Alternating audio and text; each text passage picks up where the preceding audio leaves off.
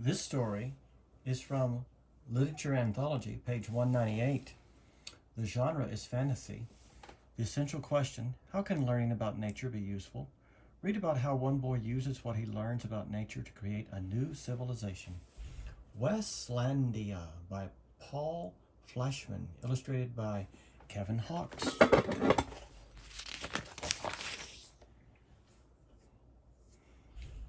Of course he's miserable, moaned Wesley's mother. He sticks out like a nose, snapped his father.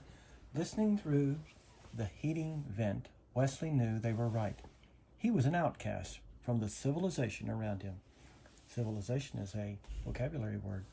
He alone in his town disliked pizza and soda, alarming his mother and the school nurse. He found professional football stupid. He had refused to shave half his head, the hairstyle worn by all the other boys, despite his father's bribe of $5.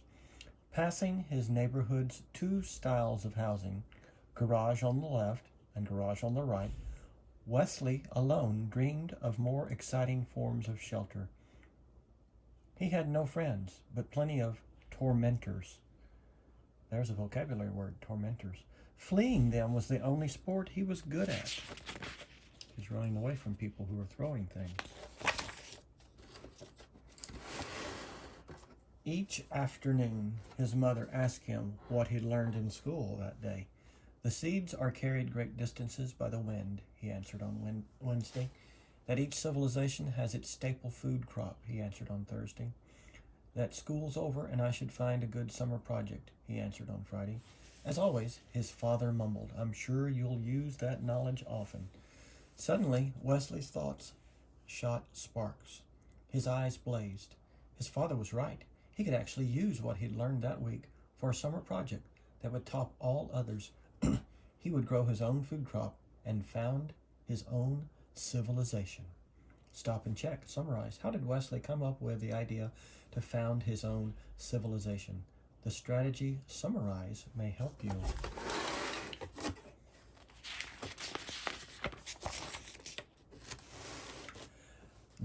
The next morning he turned over a plot of ground in his yard. That night a wind blew in from the west. It raced through the trees and set his curtains snapping.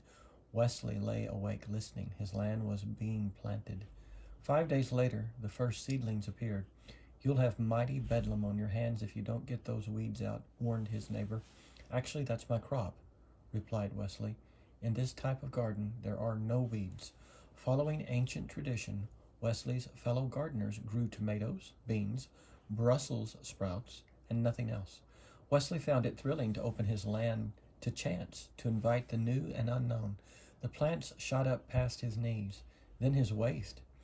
They seemed to be all of the same sort. Wesley couldn't find them in any plant book. Are those tomatoes, beans, or Brussels sprouts? Brussels sprouts, asked Wesley's neighbor. None of the above, replied Wesley. Fruit appeared, yellow at first, then blushing to magenta. Wesley picked one and sliced through the rind to the juicy purple center. He took a bite and found the taste an entrancing blend of peach, strawberry, pumpkin pie, and flavors he had no name for.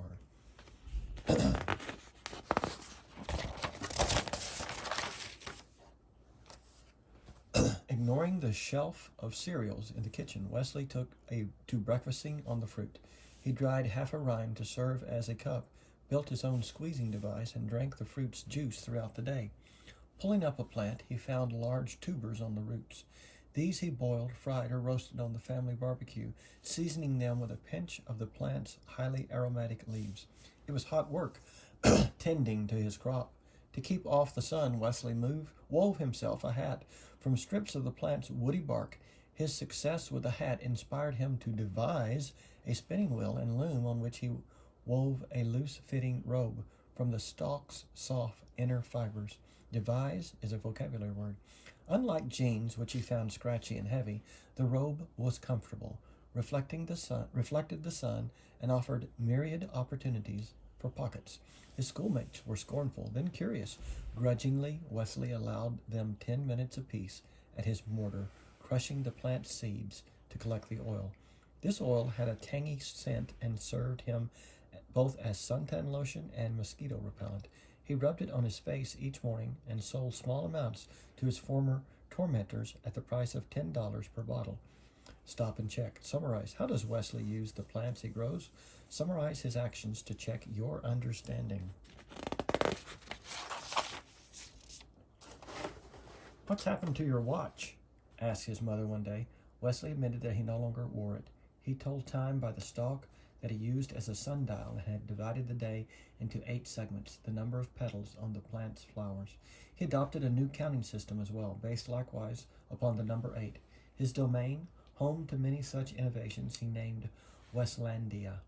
Uninterested in traditional sports, Wesley made up his own. These were designed for a single player and used many different parts of the plant.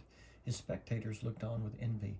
Realizing that more players would offer him more scope, Wesley invented other games that would include his schoolmates. Games rich with strategy and complex scoring systems. Complex is a vocabulary word. He tried to be patient with the other players' blunders. August was unusually hot. Wesley built himself a platform and took to sleeping in the middle of W5slnd. He passed the evenings playing a flute he had fashioned from a stalk or gazing up at the sky, renaming the constellations. Fashioned is a vocabulary word. Stop and check. Make predictions. How will Wesley's schoolmates treat him when they go back to school? Use the strategy. Make predictions to help you.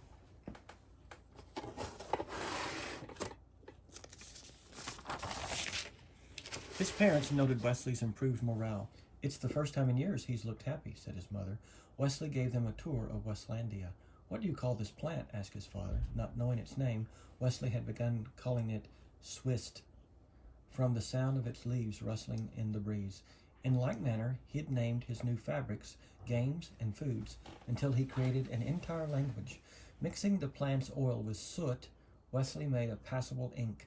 As the finale to his summer project, he used the ink in his own 80-letter alphabet to record the history of his civilization's founding. In September, Wesley returned to school. He had no shortage of friends. Shortage is a vocabulary word.